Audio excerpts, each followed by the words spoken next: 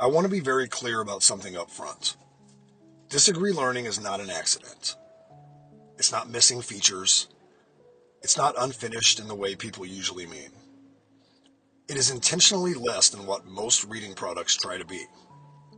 And the only way that makes sense is if I explain the thinking all the way through. So that's what this video is. Where this started. I spent my entire adult life in schools. Teacher, coach, administrator, principal, and now parent. I've watched thousands of kids learn to read, struggle to read, avoid reading, and eventually decide that reading just isn't for them. And I noticed something early on that never really went away. The more we tried to prove kids were reading, the less they actually wanted to read. What we added and why it didn't work.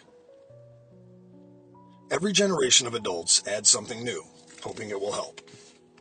Reading logs, timers, words per minute, accuracy percentages, comprehension questions, color-coded charts, weekly folders, monthly goals.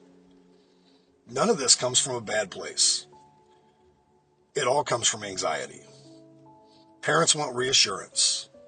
Teachers want accountability. Schools want evidence. So we keep adding structure.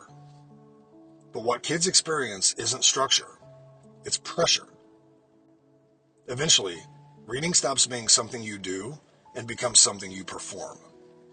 And kids are very good at deciding what they no longer want to perform. The question that changed everything. When I started building Disagree Learning, I was heading down that same road. I was planning timers, metrics, daily data, dashboards, because that's what a serious product looks like. And then I asked myself a question I hadn't been asking clearly enough. As a parent, what do I actually want my kid to do tonight? Not this year, not by spring testing, not on their report card. Tonight. The answer was embarrassingly simple. I want my kid to read. That's it. And tomorrow night, read again. What parents actually want, even if we don't say it out loud. Most parents don't actually want more data. They want peace of mind. They want to know their kid didn't fight reading tonight. Reading didn't end in tears. Reading didn't become a battle.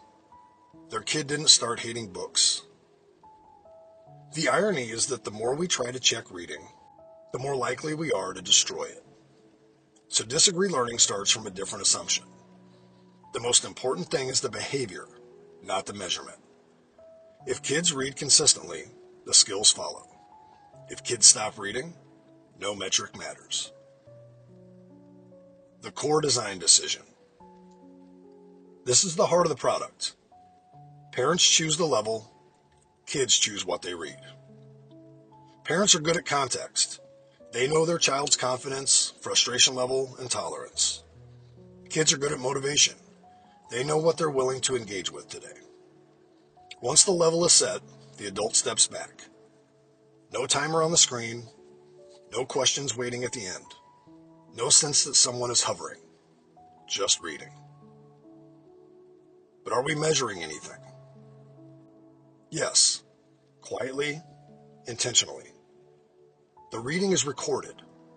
That means a parent can listen if they want, a teacher can get a weekly summary, a pattern can be noticed over time. But none of that interrupts the moment. The default experience for the student is trust, and trust changes behavior. What we're actually watching instead. Instead of obsessing over daily words per minute, we watch things that matter more long term. Do kids choose to read again? Do they start picking the longer option? Do parents raise the level over time and kids adjust appropriately? Does reading happen more nights than before? That's real growth. And ironically, it's better data than most fluency sheets ever produce. Why the stories are built the way they are. This part matters. The stories are not designed like a traditional curriculum. They are self-contained, low pressure, confidence building, understandable without remembering last time. Why? Because requiring memory across episodes adds cognitive load. Cognitive load reduces confidence. Reduced confidence reduces willingness to read, especially for younger readers. This isn't about building a literary universe. It's about building a habit, a reading habit. Later, when kids are older and more confident, longer arcs can exist. But first comes trust. Choice without chaos. Kids don't get unlimited choice. They get bounded choice. Shorter or longer, more confident or less confident. That's it. Enough agency to feel ownership, enough structure to feel safe. That balance is intentional. Why this is an at-home product. School has a job. School measures. School analyzes. School intervenes. Home should not feel like school. Home should be where reading feels safe. Disagree learning is not trying to replace instruction. It's protecting motivation. And motivation is fragile. What this could become without betraying the core. I'm not anti-data. I'm not anti-measurement. I'm not anti-differentiation. I'm anti-starting there. As the product grows, it can offer optional deeper insights, older student pathways, more complex texts, advanced analysis for families who want it. But only after the habit exists. We earn the right to measure by making kids want to read first. Why I'm explaining this so clearly. I want this to be understood.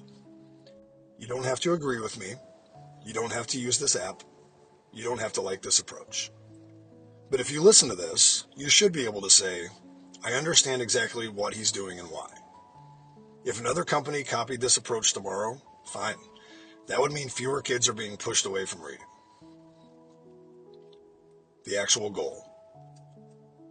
This isn't about proving kids can read. It's about making sure they want to. Because once they want to, everything else becomes possible. That's the whole thing. That's disagree learning.